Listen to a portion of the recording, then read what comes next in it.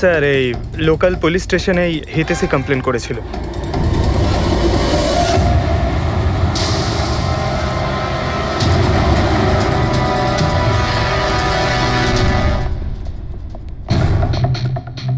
এটা কি এত বড় অফিসে শুধুমাত্র একজনই লোক ছিল নাকি? মনে হচ্ছে স্যার ইন্ডিয়ার ম্যাচ দেখার জন্য সবাই বাড়ি চলে গেছে। আচ্ছা, আজকে ইন্ডিয়ার ম্যাচ আছে। স্কোরটা কি হলো? কোহলি সেঞ্চুরি করতে যাচ্ছে। কি বলছেন স্যার? আপনি কি করে জানলেন? বাইরে ওয়াচম্যান কমেন্ট্রি শুনছিল। ইনভেস্টিগেশন করতে এসেছি। চোখ কান খোলা রাখতে হবে। স্যার, হিতেশের কেবিন। Mister Hitesh, hi, CID. Please বসুন। আমি আপনাদেরই অপেক্ষায় ছিলাম। শুরু থেকে বলুন সবকিছু। 6 মাস আগে আমি রোহনকে কাজে রাখি। গত 5 বছর ধরে আমাদের কোম্পানিতে যে লোকসান হচ্ছে তা আগে কখনো হয়নি। কি ধরনের ক্ষতি? লোকসানের লিস্ট তো বলে শেষ করা যাবে না। যে টেন্ডারগুলো আমাদের কোম্পানির পাওয়া উচিত ছিল সেগুলো হাত থেকে বেরিয়ে যাচ্ছিল। এই দেখুন, 1100 কোটির রিফাইন্ডিং কন্ট্রাক্ট, 37 কোটির রেলওয়ে কন্ট্রাক্ট আর 800 কোটির পাওয়ার ট্রান্সমিশন কন্ট্রাক্ট। এটাও তো হতে পারে যে যে সমস্ত কোম্পানি এই কন্ট্রাক্টটা পেয়েছে ওরা আপনার থেকে কম কোট দিয়েছে। সেটাই তো আমি বলতে চাইছি স্যার। যদি অন্য অন্য কোম্পানি এই টেন্ডার পেতো তাহলে ব্যাপারটা অন্য ছিল, কিন্তু এই সমস্ত কন্ট্রাক্ট একটা মাত্র কোম্পানিই পেয়েছে। আর সবচেয়ে বড় কথা হলো তাদের অ্যামাউন্ট আমাদের দেওয়া অ্যামাউন্টের থেকে মাত্র 1000 টাকা কম। শুধুমাত্র 1000 টাকা কম? কোন কোম্পানি এটা? XPL infrastructure. XPL infrastructure. তাহলে আপনার মনে হচ্ছে যে আপনার কোম্পানিতে এমন কেউ বেইমান আছে যে স্যালারি আপনার থেকে নেয় কিন্তু কাজ এক্সপিএল এর জন্য করে? 100% কেউ না কেউ তো অবশ্যই আছে। আর রোহন ওই লোকটার খুব কাছাকাছি পৌঁছে গিয়েছিল।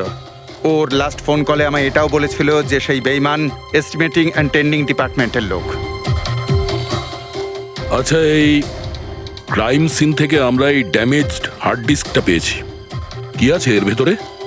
স্যার, এটা আমাদের কোম্পানির গত 5 বছরের CCTV footage, call logs, emails, আমাদের কোম্পানিতে কত এমপ্লয়িজ আছে, সমস্ত ইনফরমেশন এতে ছিল। তাহলে এর কপি নিশ্চয়ই আছে আপনার কাছে? আগে হ্যাঁ, আছে। আমরা ওটা আমাদের সঙ্গে নিয়ে যাব। শিওর।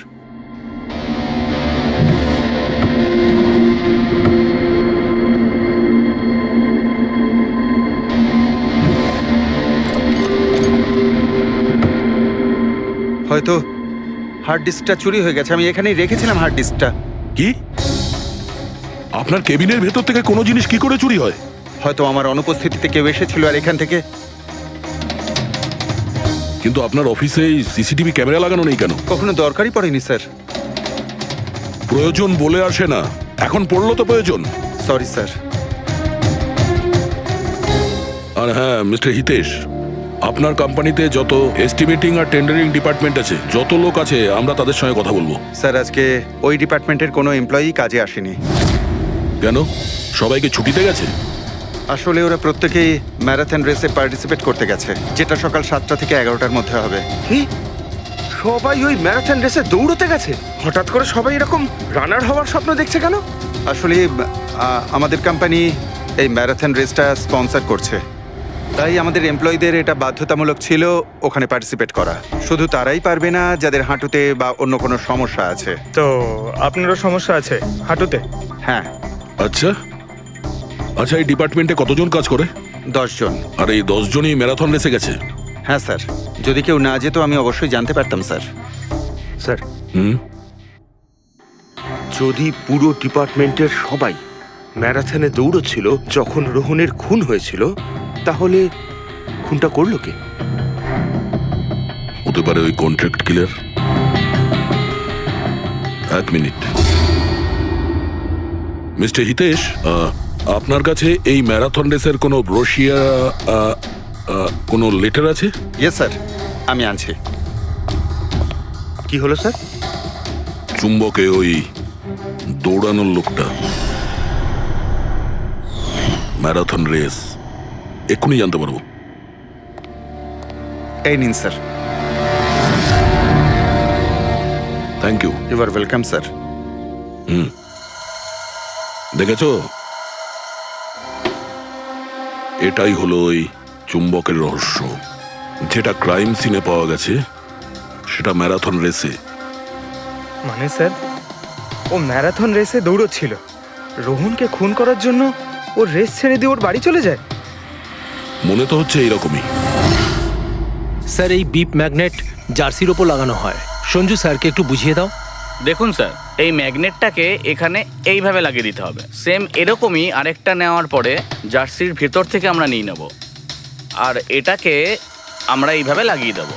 সেম আরেকটা এইভাবে নিয়ে এটাকে নিয়ে আমরা এইভাবে লাগিয়ে দেবো, আর এটা এইভাবে লক হয়ে যায়। আগে আমরা সেফটি পিন ইউজ করতাম, কিন্তু দু একবার রানার্সদের চোট লেগেছিল, তাই আমরা এই ম্যাগনেট টেকনিকটার ব্যবহার করছি।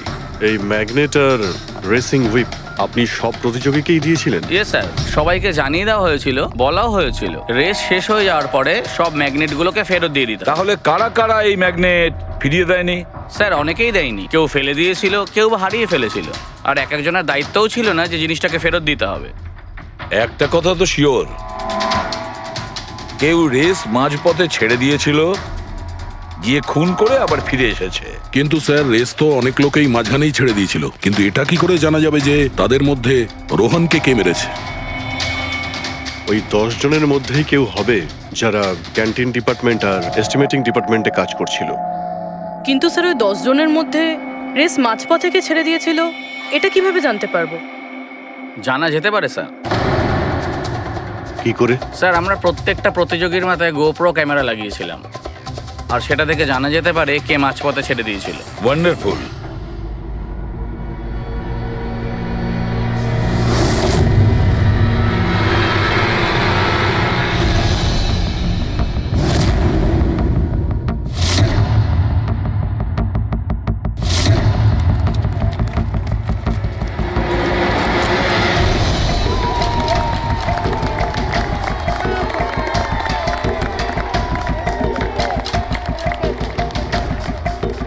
নবীন, এই রিশটা তোকেই জিততে হবে।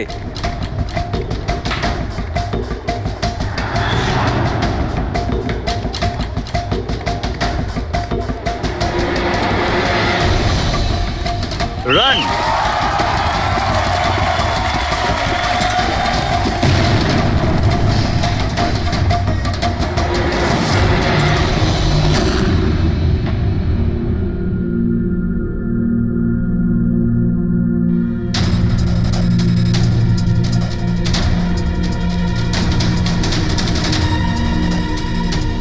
এই 4টে স্ক্রিন, এগুলো ব্ল্যাঙ্ক কেন? জানি না স্যার, আমরা তো সব ক্যামেরা চালু করে এদের দিয়েছিলাম। হয়তো ভুল করে এই 4 জন ক্যামেরা অফ করে ফেলেছিল। ভুল করে করেছে নাকি ইচ্ছে করে?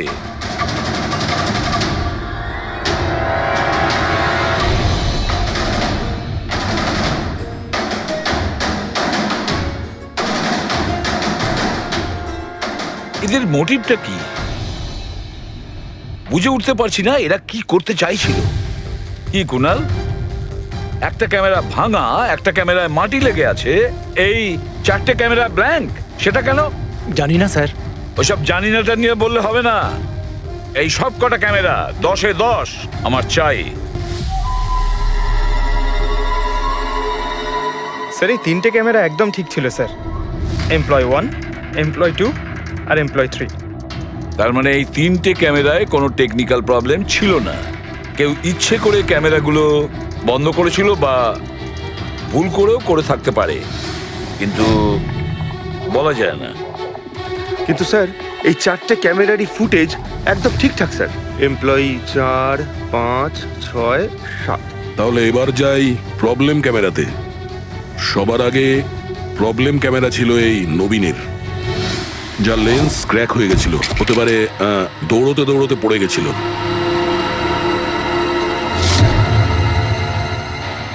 হ্যাঁ, আর স্যার, দ্বিতীয় প্রবলেমের ক্যামেরা, মুক্তিরটা, যে রেসের মাঝখানে দাঁড়িয়ে নিজের জুতোর ফিতে বাজছিল। হ্যাঁ, তারপরে ফিতে বাঁধার পরে ওই হাতটাই নিজের লেন্সে লাগায়, আর লেন্সে সমস্ত পিকচারটাই ঝাপসা হয়ে যায়। কিন্তু স্যার, এই মাটি ইচ্ছে করে লাগিয়েছে নাকি ভুল করে?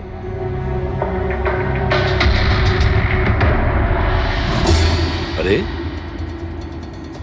10টা লোকের তো 10টা গোপ্রো ক্যামেরা থাকা উচিত, এখানে তো দেখছি 9টা। গৌরবের ক্যামেরাটা কি হলো? সেটা কোথায়? স্যার ওই ক্যামেরাটা হারিয়ে গেছে, গৌরব ওটা ফেরত দেয়নি। তাহলে স্যার এই গৌরবই খুনি, ওকে ধরে ফেলা উচিত। না পঙ্কজ, এইভাবে হয় না। হতে পারে গৌরব ক্যামেরাটা ফেরত দিতে ভুলে গেছে। আমাদের এটা ভাবতে হবে যে খুনি এই সময়টাই কেন বেছে নিল ম্যারাথন রেসের টাইমে খুন করার জন্য। ও তো চাইলে যে কোনো সময় খুন করতে পারতো, যে কোনো জায়গায় পারতো। হ্যাঁ, অ্যালিবাইয়ের জন্য স্যার, যাতে ধরা পড়লে খুনি বলতে পারে যে রোহনকে খুনের সময় ও তো ম্যারাথনে পার্টিসিপেট করেছিল। হ্যাঁ, সেই জন্য ও রেসেও পার্টিসিপেট করেছিল আর রেস কমপ্লিট করেছিল। তার মানে স্যার রেসকে মাঝখান থেকে ছেড়ে ও চলে গেছিল, তারপরে গিয়ে খুন করলো, আর খুন করার পরে এসে রেস আবার শেষ করলো। এক্স্যাক্টলি। কিন্তু স্যার এই ফুটেজ থেকে কিভাবে জানতে পারবো কে রেস ছেড়ে চলে গেছে, খুন করেছে, আবার রেস জয়েন করেছে? স্যার এই ব্যাপারটা আপনি টাইমিং চিপ থেকে জানতে পারবেন। টাইমিং চিপটা আবার কি? আজকাল ম্যারাথন রেসে বিজেতা কে জানার জন্য RFIDর ব্যবহার করা হয়। RFID মানে রেডিও ফ্রিকোয়েন্সি আইডেন্টিফিকেশন। আগে হ্যাঁ, ও, এই টেকনিক থেকে একটা জিনিস জানা যেতে পারে যে একজন রানারের প্রত্যেকটা ল্যাব কমপ্লিট করতে কত সময় লেগেছে। RFID, radio frequency identification. Sir এটাই হলো চিপ, আর এটা রেসের ম্যাট, আর এটাই RFID টেকনিকে চলে। দেখুন স্যার। ও, তার মানে রেস শুরু হতেই যখন কোনো রানার এটা ক্রস করে তখন এই টাইমিংটা ওই মুহূর্তে শুরু হয়ে যায়। একদম স্যার, অফিসের কার্ডের মতন স্যার। ঠিক আছে, এটা তো বুঝতে পারলাম, কিন্তু এটা কি জানতে পারা যাবে যে কেউ রেস মাঝপথে ছেড়ে দেয় আর পরে আবার এসে জয়েন করে? এরও উপায় আছে স্যার। স্যার এই ম্যারাথন রেস 31 কিলোমিটারের হয়। এতে 4টে ভাগ, প্রথমটা 5, দ্বিতীয়টা 10, তৃতীয় 15, চতুর্থ 20। চতুর্থ পর্যায় থেকে ফিনিশিং লাইনের দূরত্ব কম করে 1 কিলোমিটার স্যার। তার মানে সব মিলিয়ে 6টা প্যাড, স্টার্টিং লাইনের প্রথম প্যাড আর ফিনিশিং লাইনের 6 নম্বর প্যাড, মাঝখানে 4টে থাকছে, 4টে ধাপ, 4টে প্যাড। যখন কোনো প্রতিযোগীর পা ওই প্যাডের মধ্যে পড়ে তখন আমরা বুঝতে পারি ওই রানার কত টাইমটা নিয়েছে। তাহলে কে রেস মাঝপথে ছেড়েছিল আর কে ছেড়ে যায়নি এটা জানা গেলে এটাও জানা যাবে যে একটা ধাপ থেকে আরেকটা ধাপে যাওয়ার সময় কোন রানারের সব থেকে বেশি সময় লেগেছিল। সবকটারই টাইমিংটা চেক করতে হবে। জানা তো যাবে সে কে যে মাঝপথে রেস ছেড়ে আবার জয়েন করেছে।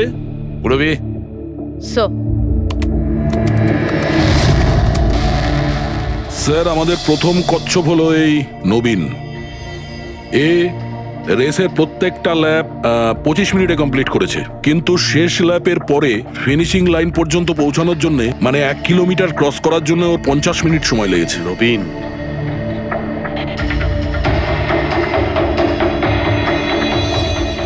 আর স্যার এই মুক্তি, এর টাইম তো রেকর্ডই হয়নি। 15 থেকে 20 কিলোমিটারের মাঝের ধাপ। তাহলে এ হলো দ্বিতীয় সাসপেক্ট।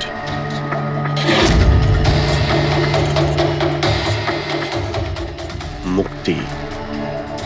আর এবার এই গৌরব, এ তো 15 কিলোমিটারের ধাপই বের হতে পারেনি। তাহলে এই হলো আমাদের তৃতীয় সাসপেক্ট। স্যার বাকি সবার টাইমিং তো মোটামুটি ঠিকঠাকই আছে। তার মানে এই খুন এই 3 জনের মধ্যেই কেউ করেছে, মুক্তি, নবীন আর গৌরবের মধ্যে। যদি নবীন খুন করে থাকে তাহলে সে রেস ছেড়েছে 20 কিলোমিটার আর ফিনিশিং লাইনের মাঝপথে। পঙ্কজ, বাইক নিয়ে যাও, এবার স্পিডে যাবে ওই রুটেই। আর খেয়াল করো যেখানে ওই 3 জন যেখানে রেস ছেড়েছে সেখান থেকে রোহনের বাড়ি কতটা দূরে আর কত সময়।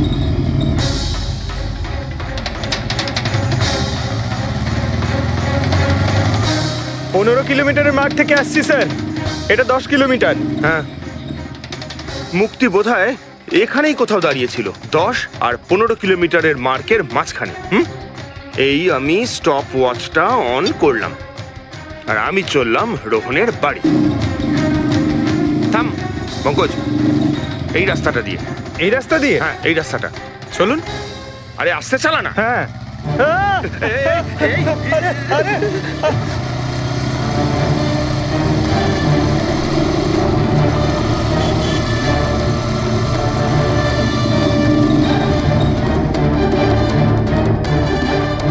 এই দেখুন রোহনের বাড়ি। মুক্তি নিশ্চয়ই রোহনের ঘরে পিছনের জানলা দিয়ে ঢুকেছিল।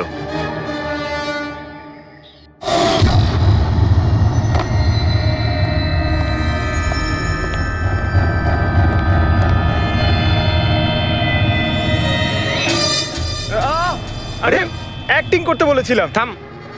মুক্তি রোহনকে খুন করার পর হয়তো সমস্ত তথ্য প্রমাণ পুড়িয়ে আবার দৌড়ে ফিরে গিয়েছিল ম্যারাথন শেষ করতে। চল আমরা আবার যাব সেই ম্যারাথনের ওখানে 20 কিলোমিটারের মার্কটার কাছে।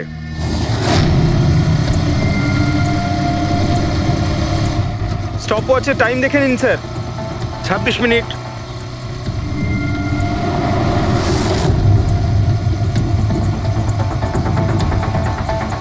বাহ, আরে ব্যাস ব্যাস ব্যাস।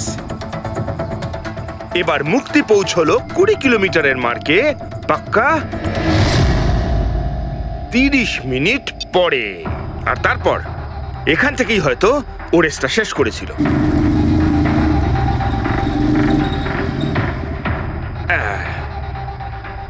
এবার শোন, গৌরব যদি খুন করে থাকে তাহলে ও রেসটা এখানেই ছেড়েছিল 10 আর 15 কিলোমিটার মার্কের মাঝামাঝি।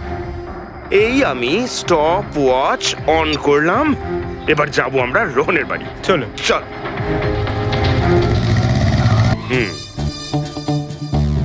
হ্যাঁ একদম পুরো বিশ্বাস আছে আমার।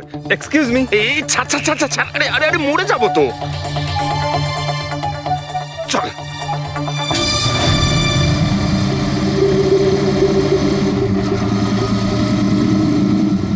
ব্যাস।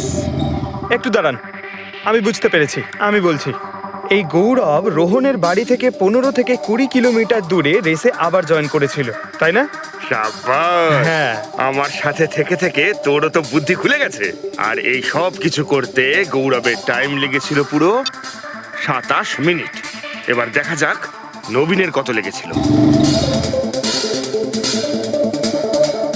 এবার যদি নবীন খুন করে থাকে তাহলে ও নিশ্চয়ই এখান থেকে গেছিল, যেখানে ও পড়ে গেছিল। এই আমি স্টপ ওয়াচ অন করলাম। এবার যাওয়া যাক রোহনের বাড়ি। চল চলুন স্যার। ওকে পঙ্কজ, 3 জন রোহনের সাথে এরকমই কিছু করেছিল। ব্যাস, রোহনকে খুন করে নবীন এইখানে এসে পৌঁছেছিল ফিনিশিং লাইনের সামনে, যেখানে ও ক্যামেরাটা দ্বিতীয়বারের জন্য সরিয়েছিল। আর এই সব কিছু করতে ওর লেগেছিল হয়তো 48 মিনিট। স্যার, হ্যাঁ জানতে পেরেছি 3 জনের কত সময় লেগেছিল। আচ্ছা, তাহলে বলো মুক্তির কত সময় লেগেছিল? মুক্তির লেগেছিল 30 মিনিট। আর টাইমিং চিপ অনুযায়ী 39 মিনিট লেট ছিল। আর গৌরব? গৌরবের 27 মিনিট। আরও ম্যারাথন রেস থেকে নিখোঁজ ছিল 24 মিনিটের জন্য। নবীনের লেগেছিল 48 মিনিট রোহনের বাড়ি গিয়ে ওকে খুন করে ফিরে আসতে।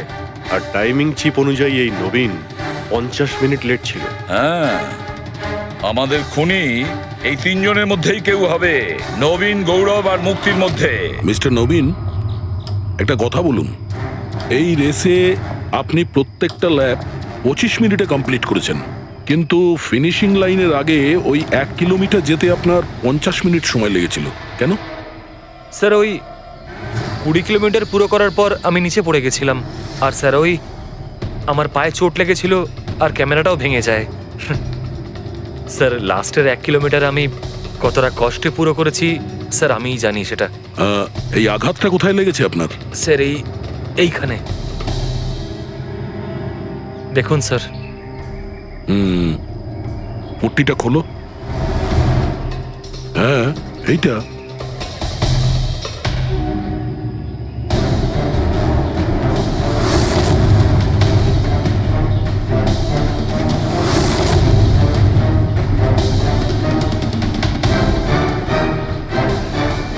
স্যার এবার আপনার বিশ্বাস হয়েছে যে আমি কোনো দোষ করিনি? নির্দোষ যদি হও এত ঘাবড়ে যাচ্ছ কেন? ঘাম হচ্ছে, অনেকটা নার্ভাস লাগছো তুমি। হ্যাঁ,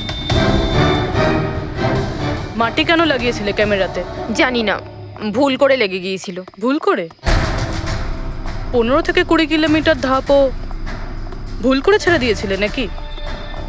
আমি তো কোনো ধাপই ছাড়িনি, সমস্ত ধাপই পুরো করেছি। কিন্তু টাইমিং চিপ তো অন্য গল্প বলছে। টাইমিং চিপ খারাপও তো হতে পারে। আপনি একজন মেশিনের উপর বিশ্বাস করবেন নাকি একজন জীবন্ত মানুষের উপর? আচ্ছা, তোমার গোপ্রো ক্যামেরাটা কোথায় গেল? তুমি তো ওদের ওটা ফেরত দাওনি। ওটা তো হারিয়ে গেছে স্যার। হারিয়ে গেছে? কি করে হারিয়ে গেল ভাই? জানি না স্যার, ওই রেসের মাঝখানে হঠাৎ করে দেখলাম ক্যামেরাটা ছিলই না, জানি না কোথায় পড়ে গেছে। আচ্ছা, আর ওই 15 কিলোমিটারের ধাপটাও কি হারিয়ে গিয়েছিল? ওটাকে তো পার করনি তুমি। স্যার আমি পুরো রেস কমপ্লিট করেছি। মিথ্যে কথা বলবে না। রেসের মাঝে কোথায় গিয়েছিলে? কোথাও যায়নি স্যার, আমি তো পুরো রেস কমপ্লিট করেছি, কোথাও যায়নি স্যার।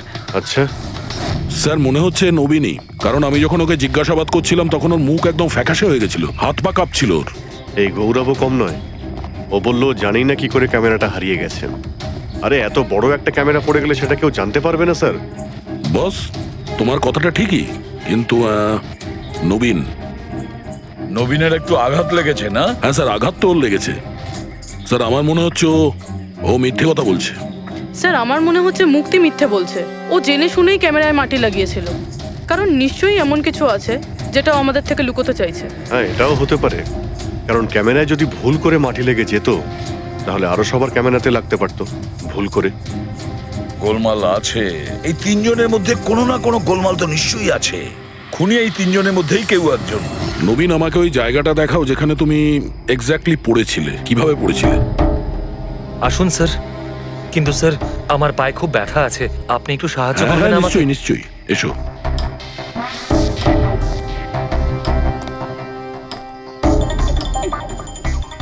স্যার আমি এখনো বলছি আপনাকে, আপনি নিজের টাইম ওয়েস্ট করছেন। এমনটা যেন না হয় যে আসল খুনিই পালিয়ে যায়। সিআইডির হাত থেকে আজ পর্যন্ত কোনো খুনি না বেরিয়েছে না বেরোতে পারবে, নিশ্চিন্ত থাকো। হ্যাঁ স্যার ওই যে এখানে আটকেই আমি পড়ে যাই। এখানে? হ্যাঁ স্যার, স্যার পড়ে যেতেই আমার ক্যামেরাটাও ভেঙে যায়। আচ্ছা, তারপর আমি ক্যামেরাটা আবার লাগালাম, তারপর রেস স্টার্ট করলাম। প্রচুর ব্যথা নিয়ে তুমি এই রেসটা ফিনিশ করেছো। হ্যাঁ স্যার, এখনো খুব ব্যথা। তুমি পড়েছিলে এইখানে, এই জায়গাটায়? হ্যাঁ স্যার, খুব ক্লান্ত হয়ে গেছিলাম তো, তাই খেয়াল করিনি, আর পা আটকে নিচে পড়ে যাই। আচ্ছা, রেস ফিনিশ করার আগে তুমি দ্বিতীয়বার ওই ক্যামেরাটাকে সরিয়ে দিয়েছিলে কেন? আচ্ছা, ওটা তো স্যার খুব গরম লাগছিল তো, তাই মুখটা ধোয়ার জন্য আমি ক্যামেরাটা খুলে ফেলেছিলাম, কিন্তু কিছুক্ষণ পরেই আমি আবার ক্যামেরাটা লাগিয়ে নিই। রেস তো আমি তারপরেই কমপ্লিট করেছিলাম। হ্যাঁ ঠিক আছে, চলো। স্যার কিছু তো বলুন, আমরা যাচ্ছি কোথায় আসলে? তোমার হারিয়ে যাওয়া ক্যামেরা খুঁজতে। স্যার কিন্তু এত বড় জায়গাতে আমরা খুঁজবো কি করে ওই ক্যামেরাটা? প্রত্যেক ক্যামেরাতে একটা চিপ লাগানো আছে, আর এই ম্যাপ বলছে তোমার ক্যামেরা এইদিকেই আছে। চলে এসো। ম্যাম, আমি সত্যি কথাই বলছি। সত্যি তো এটাই, তুমি 10-15 কিলোমিটারের মাঝে রেস ছেড়ে দিয়েছিলে, আর তারপরে রোহনকে মেরে দিয়ে এখানে চলে এলে, এই 20 কিলোমিটারের মার্কে চলে এলে, কারণ তুমি তো জানতে এখান থেকে তোমাকে কোনো খেলোয়াড় দেখতে পাবে না। সব খেলোয়াড়রা তো তখন পিছনে। সব মিথ্যে। আপনি আমার কথা বিশ্বাস কেন করছেন না?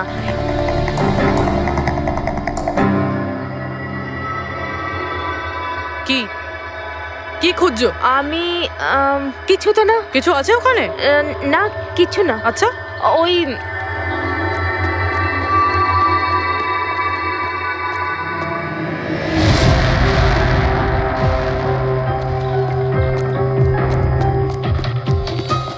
ও তো তুমি সাইকেলে করে গিয়েছিলে রোহনকে খুন করতে? আমি সত্যিই জানি না যে এই সাইকেলটা কার। তাই এক্ষুনি সব জানা যাবে যখন তোমার আঙুলের ছাপ এই সাইকেলে পাওয়া যাবে। হ্যাঁ ম্যাম, প্লিজ। হ্যাঁ,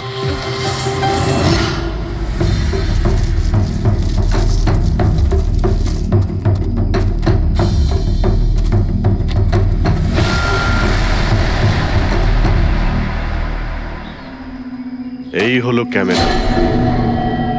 এটাকে পুরো ভেঙে ফেলেছো, হ্যাঁ? আমি ভাঙিনি স্যার। দুটো ক্যামেরা?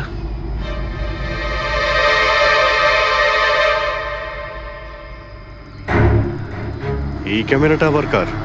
স্যার স্যার সরি, আমি আপনাকে মিথ্যে বলেছি স্যার, কিন্তু আমি আপনাকে সব সত্যি কথা বলে দিচ্ছি স্যার। বলো, তাহলে সত্যি বলার মুড হয়েছে তোমার? বলো। আসলে আমি এই জঙ্গলে না ড্রাগস নিতে এসেছিলাম, ওই গায়ের জোর বানানোর ড্রাগস, যাতে আমার গায়ে শক্তি আসে আর আমি জোরে দৌড়ে এই রেসটা জিতে যেতে পারি। সেই জন্যই আমি ক্যামেরাটা ভেঙে দিয়েছিলাম। খুব ভালো মজা করো তুমি। জোরে দৌড়ানো ড্রাগ নিয়েছিলে ম্যারাথনে, যেখানে অনেকক্ষণ দৌড়তে হয় আস্তে আস্তে, সেখানে জোরে দৌড়ানো ড্রাগের দরকার ছিল। মজা করছো, হ্যাঁ? এটা কার ক্যামেরা? আমি জানি না স্যার। কোনো ব্যাপার না, সব জানতে পেরে যাব। আমি অপরাধ করেছি, কিন্তু ওটা নয় যেটা আপনি ভাবছেন। আমি রোহনকে মারিনি। আমার দোষ শুধু এটুকুই যে আমি রেসটা জেতার জন্য একটু চালাকি করেছিলাম। বুঝলাম না, কি করেছো তুমি? আমি জানতাম না যে টাইমিং চিপ প্রত্যেক ধাপে রানারের টাইম নোট করবে। আমি ভেবেছিলাম শুধু রেসের প্রথমে আর শেষে টাইম ক্যালকুলেট হবে, আর তাই 10 কিলোমিটার পর্যন্ত এসে ক্যামেরায় মাটি লাগিয়ে দিয়েছিলাম আর ওখান থেকে সাইকেল নিয়েছিলাম।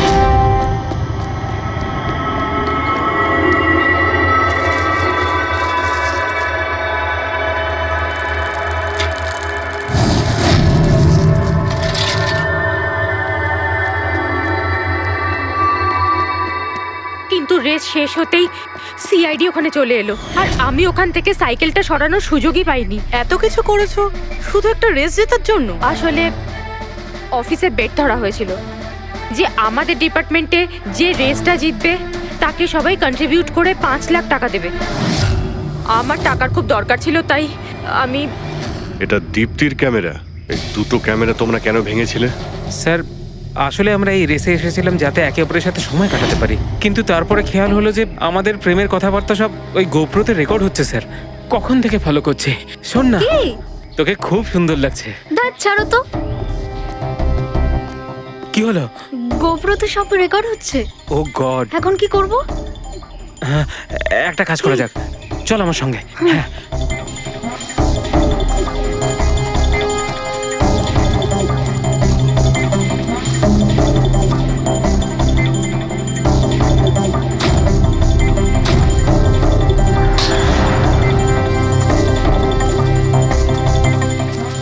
আরে তোমরা তো অদ্ভুত কাজ করেছো। আরে এতে তো কোনো সাউন্ড রেকর্ডই হয় না। তোমরা তো বোকার মতো কাজ করেছিলে। হয়তো কে দুটো ক্যামেরা ভেঙে দিয়েছো। কি স্যার, এতে কিছু রেকর্ড হয়নি? স্যার নবীন তো আমাকে ওই জায়গাটা দেখিয়েছে যেখানে ও পড়েছিল, কিন্তু কেন জানি না আমার মনে হচ্ছে যে ও মিথ্যে কথাই বলছে।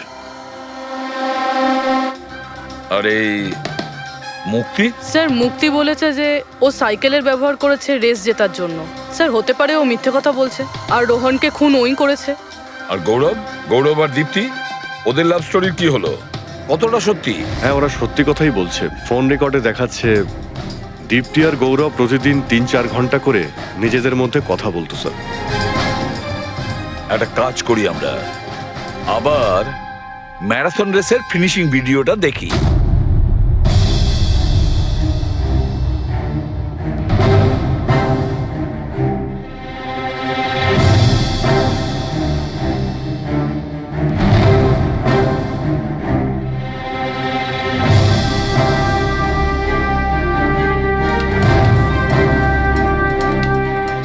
তার মানে গৌরবের ঠিক পরেই এই দীপ্তি ঢুকেছিল। দুজনে একসঙ্গেই ছিল। মনে হচ্ছে স্যার দুজনেই এই কাণ্ড করেছে। এক মিনিট অভিজিৎ, দয়া, এই ফুটেজটা দেখো। এই যে এই হলো সেই খুনি।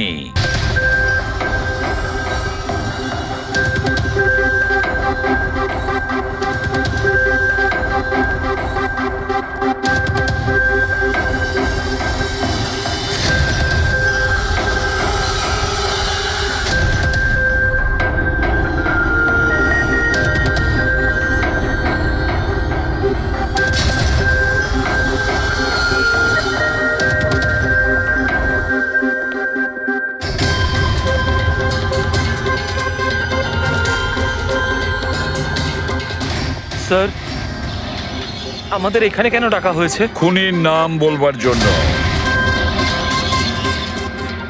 স্যার সত্যি খুনি ধরা পড়েছে? তাহলে তাহলে বলুন না স্যার, কে খুনি? আরে বলবো, একটু ধৈর্য ধরো। মুক্তি, 5 লাখ টাকার জন্য তুমি বেইমানি করেছো। 5 লাখ টাকার জন্য। আর গৌরব, তুমি তুমি তো তোমার ভালোবাসা লুকোনোর জন্য বেইমানি করেছো। আর নবীন, তুমি চলো তোমাকে আবার দেখাচ্ছি, রেসের একটা পাওয়ার দেখাচ্ছি। খুব ভালো করে দেখো আর বলো কোথায় ভুল আছে, বলো।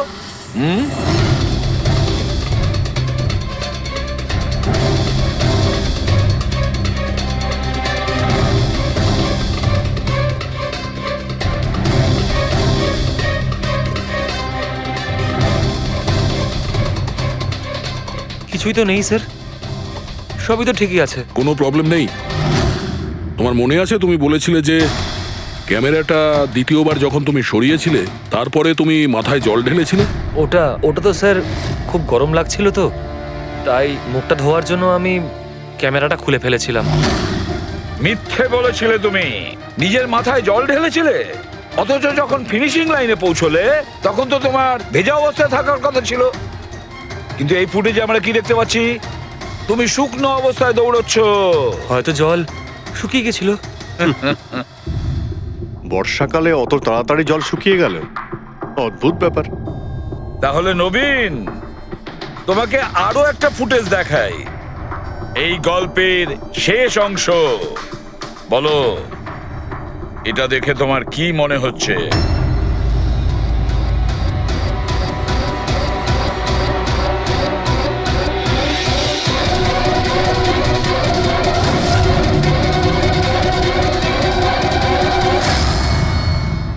কি নবীন, এই ফুটেজে তোমার মুখটা কেমন চেঞ্জ লাগছে না? হ্যাঁ, অন্যরকম তো দেখাবেই, কারণ এই মুখটা নবীনের নয়, ওর ভাই প্রবীণের।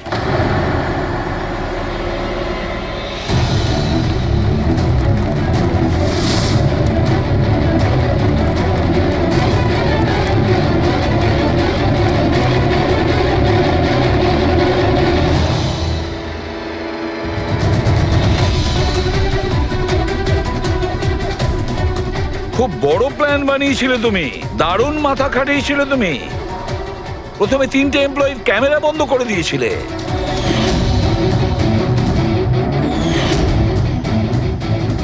আর তারপরে নিজের গোপ্রো ক্যামেরা নিচে ফেলে দিয়েছিলে যাতে লেন্সটা ভেঙে যায়। আর তারপর নবীন নিজের ক্যামেরাটাকে খুলে পরিয়ে দিল নিজের ভাইকে, মানে প্রবীণকে।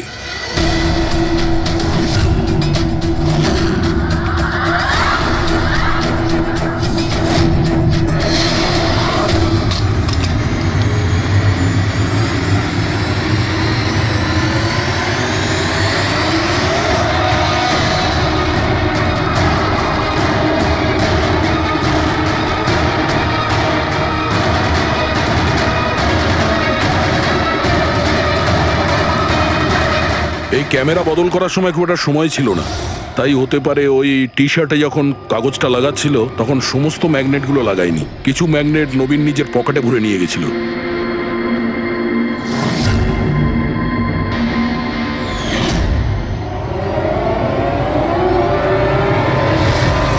নবীন রেস ছেড়ে বেরিয়ে যায় রেইনকোট পরে আর পৌঁছে যায় রোহনকে খুন করার জন্য।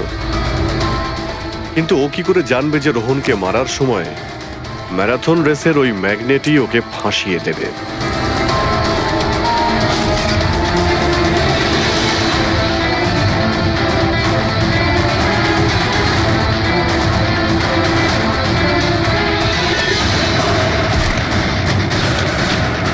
তারপর তুমি পুরো প্রমাণ নষ্ট করলে আর আবার এসে রেসে জয়েন করলে। ইচ্ছে করে নিজের পায়ে তুমি চোট লাগালে যাতে আমরা বিশ্বাস করি যে আঘাতটা সত্যি। আর তারপরে তুমি রেসটা ফিনিশ করো। তাহলে বলো। হ্যাঁ স্যার, আমি খুন করেছি রোহনকে। একদম একদম পারফেক্ট প্ল্যান ছিল। কিন্তু আমি কি করে জানবো যে আপনারা আমার থেকেও অনেক বুদ্ধিমান? প্রত্যেক অপরাধী এই ভুলটাই করে, কারণ তার মনে হয় যে সে আইনের চোখে ফাঁকি দিয়ে দেবে। এবারে বলো, ওকে কেন খুন করলে? তাড়াতাড়ি বলো। বিএনডি বিল্ডকনে হওয়া প্রত্যেকটা গন্ডগোলের পেছনে আমিই ছিলাম। আমার জন্যই প্রত্যেকটা টেন্ডার কোম্পানির হাতছাড়া হলো। আর আমি যদি রোহনকে না মারতাম তাহলে ও আমার সমস্ত রহস্য খুলে দিত। তাই আমি লজ্জা লাগার কথা তোমার। যে থালায় খেয়েছো ওই থালায় ফুটো করেছো। আর সেই পাপ লুকোনোর জন্য তুমি রোহনকে খুন করে দিয়েছো। আইন তোমাকে কঠোরতম শাস্তি দেবে। আশা করি ততদিনে ফাঁসির অর্ডার এসে যাবে। নিয়ে যাও এদের।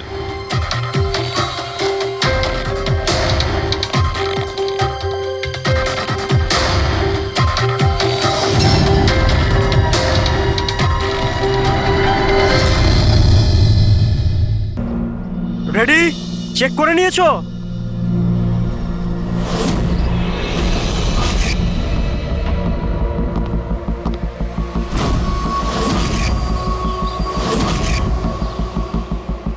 হ্যাঁ সব ওকে। সবাই ওখান থেকে দূরে চলে যাও। রেডি?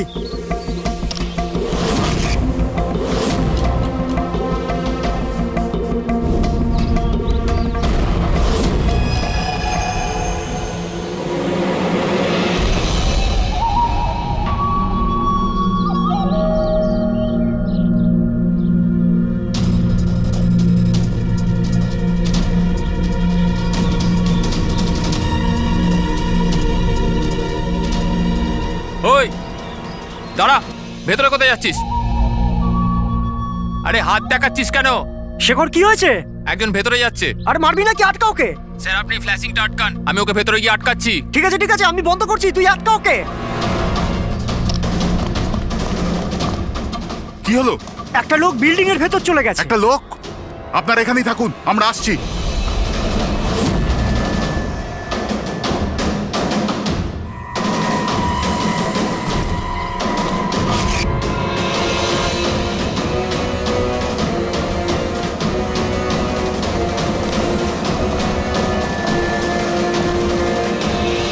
এই দাঁড়া।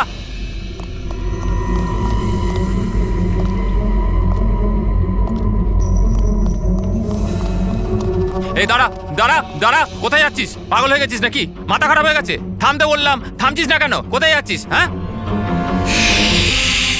কি? আমি একজনকে খুঁজছি। কি?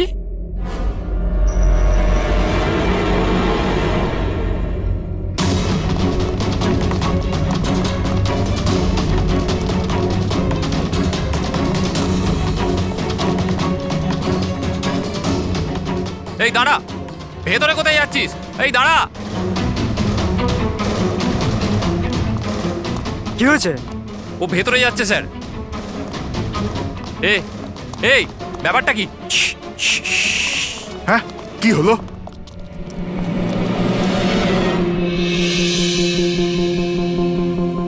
অজয়, তুমি এখানে এখানে কি করছো? পাগল হয়ে গেছো নাকি? তুমি তো জানো যে এই বিল্ডিংটা ভাঙা হচ্ছে। হ্যাঁ, তাহলে এখানে করছো নাকি তুমি? মিটিং এর টাইম আর ডেট শোনোনি নাকি? নিচে বোর্ডের নোটিশটা পড়োনি নাকি? শান্ত। পড়েছিলাম, দেখেছিলাম, শুনেছিলাম। জানি আমি আপনাদের সঙ্গে এই বিল্ডিং এ থাকতাম না। আমি জানি। আমি এ ভাই, তুই জানতিস তো? তাহলে এখানে আত্মহত্যা করতে এসেছিস? এই আত্মহত্যা করা অপরাধ। অপরাধ এটা। আমি তো জীবন বাঁচানোর জন্য এসেছিলাম। জীবন বাঁচানোর জন্য এসেছিলি? কার জীবন বাঁচানোর জন্য এসেছিলি? আমার সুন্দরী। সুন্দরী? হ্যাঁ, আমার বিড়াল। আপনারা চেনেন তো আমার সুন্দরীকে? হ্যাঁ, ও বোধহয় হারিয়ে গেছে। আর ও হারিয়ে গেলে এখানেই পাওয়া যায়। এই জন্য এখানেই এলাম। আমরা আগে এখানেই থাকতাম না। সুন্দরী, সুন্দরী। আরে এই বিল্ডিংটা কালকে ব্লাস্ট করার কথা ছিল তো। আরে অজয়, আজকেই ব্লাস্ট হবার কথা, ঠিক 10টায়। তুমি যে কি করো! আচ্ছা ঠিক আছে, কাল। কিন্তু দেখো, প্রথমে আমি আমার সুন্দরীকে খুঁজে নিই, তারপর আপনাদের যা ব্লাস্ট ফ্লাস্ট করার করে নিন। আরে ভাই, তুই এখানে বেড়ালের জন্য এসেছিস? এ যদি সময় মতো না আটকাতো না, তাহলে তোর বডি খুঁজে পাওয়া যেত না। একটা বেড়ালের জন্য মরছে। একটা বেড়াল? একটা বেড়াল তো কি হয়েছে? বেড়ালের জীবন জীবন নাই নাকি? বেড়াল বেড়াল বেড়ালের জন্য মরছি মানে? বেড়াল, সুন্দরী, আমার বাচ্চা, আমার বাচ্চা। ও সুন্দরী, বাবা এসেছে, বাবা, বাবা। শোনো ভাই, এ পাগল হয়ে গেছে। আগে ওর বেড়ালটাকে খুঁজে নিতে দাও, তারপর এই বিল্ডিংটা তুমি উড়িয়ে দিও। হ্যাঁ। সুন্দরী, সুন্দরী, সুন্দরী,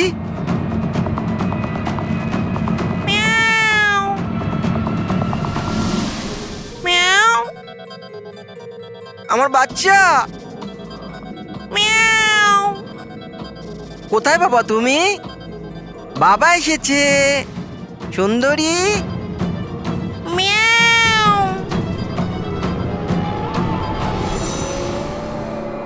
সুন্দরী,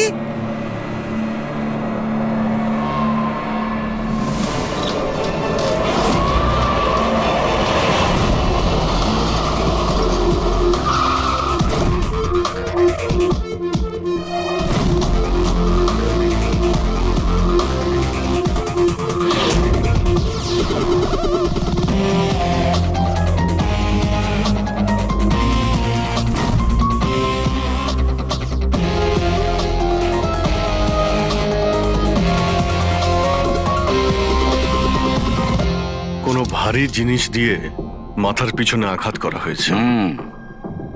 এই বডিটা পুরো স্টিভ হয়ে গেছে। 10-12 ঘন্টা আগের মৃত্যু হয়েছে। আচ্ছা, এই বডিটা কে দেখেছিল? লাশটা কিভাবে এলো এখানে? স্যার কিচ্ছু জানি না, এই লাশ তো আচমকাই পাওয়া গেল। এমনিতেও 10টার সময় আমরা বিল্ডিংটা উড়িয়ে দিতাম। 10টায়? কিন্তু এখনো সেটা হয়নি কেন? স্যার, এর মধ্যেই ভদ্রলোক ভেতরে চলে আসে। কেন? না মানে আমি আমার সুন্দরী মানে আদরের বেড়ালকে খুঁজতে এসেছিলাম, তো এখানে এসে দেখলাম যে মহেন্দ্রবাবুর লাশ। মহেন্দ্রবাবু? তার মানে আপনারা একে চেনেন? স্যার, আমরা অনেক বছর ধরে এই বিল্ডিং এ রয়েছি। 1.5-2 বছর আগে আমরা এই বিল্ডিংটা খালি করে দিলাম রিডেভেলপমেন্টের জন্য। এখন কাজ শুরু হওয়ার সময় এইসব। বিল্ডার কে? স্যার, মহেশ ভাই বিল্ডার। এই মহেন্দ্রকে? এ একজন সিএমসির অফিসার। আমি এর সঙ্গে আগেও 2-1 বার দেখা করেছি। আচ্ছা, শেষবারের মতন কখন দেখা হয়েছিল? এই 1 সপ্তাহ আগে। আর এই ব্লাস্টের ব্যাপারে কে কে জানতো? বিল্ডিং ব্লাস্ট হতে চলেছিল। শুধু আমরা নয়, আশেপাশের সব লোকজনই জানতো। হ্যাঁ, আমরা সবাইকে নোটিশ পাঠিয়ে দিয়েছিলাম যাতে কোনো বিপদ না হয়। আপনারা এই বডিটা নিয়ে যত হয়রান হচ্ছে, আমরাও ততটাই হয়রান হচ্ছি। আপনাদের অদ্ভুত বলে মনে হয়নি? একজন সিএমসি অফিসার যার সাথে আপনারা 1 সপ্তাহ আগে দেখা করেছিলেন, আর তারই লাশ আপনাদের এই বিল্ডিং এ পাওয়া গেছে, যে বিল্ডিংটা সকাল 10টায় আপনারা ব্লাস্ট করতে যাচ্ছিলেন। এই কাকতালীয় ব্যাপারটা বেশি বলে মনে হচ্ছে না? স্যার, হ্যাঁ, 1 মিনিট স্যার। স্যার, দেখে মনে হচ্ছে খুনি এই যন্ত্রপাতিগুলোর মধ্যেই কোনো একটা দিয়ে খুন করেছে।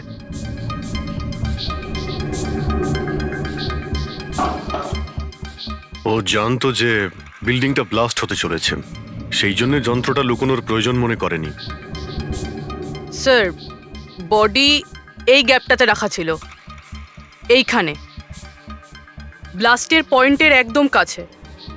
মানে স্যার, যদি ব্লাস্ট হতো তাহলে বডিটা তো চেনার কোনো উপায় থাকতো না। হ্যাঁ স্যার, আর তাই খুনি খুন করে লাশটাকে এখানে লুকিয়ে রেখেছিল ওই ব্লাস্ট হওয়ার ঠিক আগের মুহূর্তে।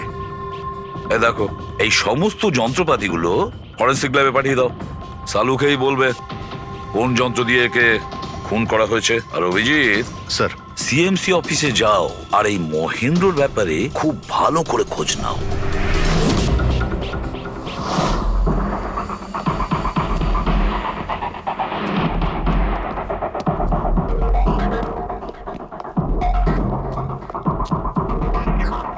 Excuse me. লাঞ্চের সময় হয়ে গেছে, এখন 2টোর পরে আসুন। আমরা সিআইডি থেকে মহেন্দ্রর ব্যাপারে একটু জিজ্ঞাসাবাদ করতে চাই। কি? সিআইডি মহেন্দ্র স্যার কি কোনো গন্ডগোল করেছেন? ও তো স্যার আজকে অফিসে আসেননি, কাল থেকেই ছুটিতে আছেন। অ্যাকচুয়ালি আমরা মহেন্দ্রর লাশ পেয়েছি। ওনাকে কেউ খুন করেছে। খুন? কে করেছে? স্যার স্যার আমি জানি এই খুনটা কে করেছে। ওই পিয়ন গত সপ্তাহেই ওকে চাকরি থেকে ছাঁটাই করেছিলেন মহেন্দ্রবাবু। এটা হতেই পারে মহেন্দ্রবাবুর খুন ওই করেছে। কেন? ওনার নতুন অ্যাসিস্ট্যান্টও তো হতে পারে। সবাই জানে ও কতটা হিংসে করতো ওনাকে। না, এই কাজটা ওনার মিসেসেরই হবে। মনে হচ্ছে এই মহেন্দ্রবাবুকে সবাই পছন্দ করতো না। কি হচ্ছে এখানে? তোমরা কি সব গল্প করতে এসেছো? হ্যাঁ, চলো। এটা কিভাবে সম্ভব? স্যার আপনি বেঁচে আছেন? এনারা তো বলছিলেন আপনার মার্ডার হয়ে গেছে। মার্ডার? আমার? কি মজা করছো? এক মিনিট আপনি আপনি কে? আমরা সিআইডি থেকে। সিআইডি? স্যার আমি মহেন্দ্র। মহেন্দ্র? এই মহেন্দ্র নামে কি দুজন লোক ছিল তাহলে? স্যার এসব কি বলছেন? আমার মার্ডার কি করে হবে? এক মিনিট আমার মনে হয় যে মহেন্দ্রবাবু কিছু গন্ডগোল হয়েছে। যদি আপনি সিএমসি অফিসার মহেন্দ্র হন তাহলে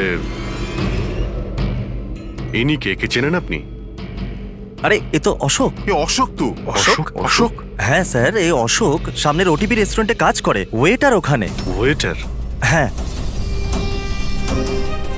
তাহলে বিল্ডিং এর লোকেরা একে সিএমসি অফিসার মহেন্দ্র কেন বলছিল?